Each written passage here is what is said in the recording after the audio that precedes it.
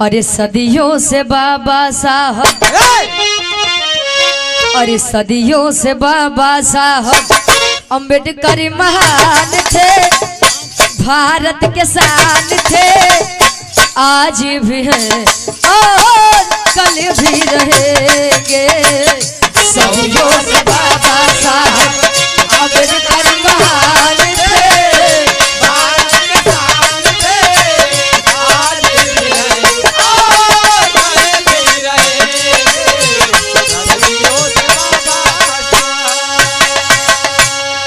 सदियों से बाबा साहब अम्बेडकर महान थे, भारत के शान थे, आज भी है और कल भी रहेंगे। बाबा साहब जी ने संविधान लिखा तो ये नहीं देखा कि मैं दलित समाज के लिए कितना लिख रहा हूँ, सामान्य वर्ग के लिए कितना लिख रहा हूँ। उन्होंने संविधान में सभी को बराबर का अधिकार दिलाया है। लेकिन आज के लोग, आज के समय के लोग डॉक्टर बी.आर. अम्बेडकर साहब जी की मूर्तियों को तोड़ने का काम करते हैं। जिस मसीहा ने, जिस इंसान ने आपको मनुवादियों से दूर किया और आज उन्हीं की मूर्ति तोड़ी जा रही है।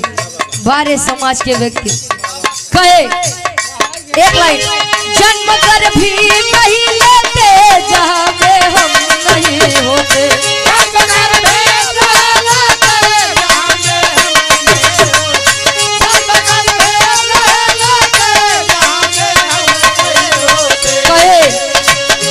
आंसू दलित शोषितों के आँख से कम नहीं होते, आंसू दलित शोषितों के आँख से कम नहीं होते, आंसू दलित शोषितों के आँख से कम नहीं होते, आंसू दलित शोषितों के आँख से कम नहीं होते, आंसू दलित शोषितों के आँख से कम नहीं होते, आंसू दलित शोषितों के आँख से कम नहीं होते। ए भैया जा जा और ना मनी है कब से ले आई जाता हुआ आया बैठ जाता काम मतलब बजा दे। दलितों के खातिर किए, ए दलितों के खातिर किए, खुद को कुर्बान थे, खुद को कुर्बान थे, आज भी है और कल भी रहेंगे। दलितों के खातिर किए, खुद को कुर्बान थे, आज भी है और कल भी रहेंगे। दलितों के खातिर किए, खुद को कुर्बान थे। संविधान लिखने में 2 वर्ष 11 माह 18 दिन लगे थे और संविधान को लिखने वाला, संविधान को बनाने वाले के पास 9 भाषाओं को ज्ञान था। 32 डिग्री लेकर बैठे थे और आज यहाँ 5वीं के तो रसीद है नहीं बा, डिग्री है नहीं बा और चले हैं संविधान में शोध करने। बारे जमाना कब जागेगा ये हमारा जमाना।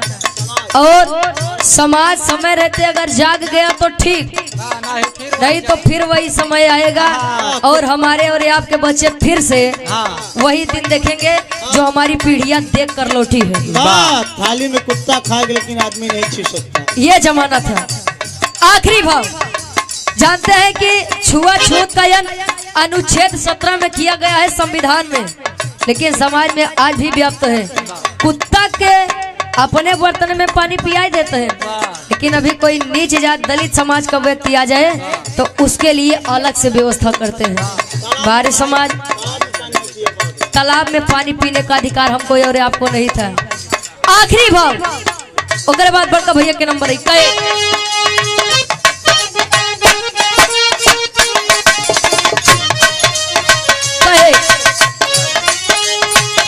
कारवा बाबा साहब का जमाना छू नहीं सकता,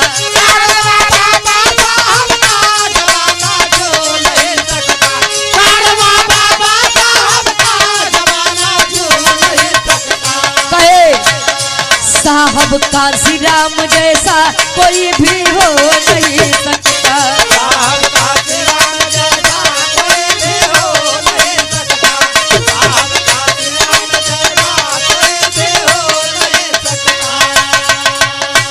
कारवा बाबा साहब का का जमाना छू नहीं सकता और बाबा कांसी राम जैसा कोई भी हो नहीं सकता। हमारे देश के लोग अगर विदेश में जाते हैं तो ये नहीं कहते हैं कि हम श्री राम के धरती से आए हैं, हाँ यही हम श्री कन्हैया के धरती से आए हैं, हाँ। नहीं हम बुद्ध के देश से आए हैं, लोग ये कहते हैं।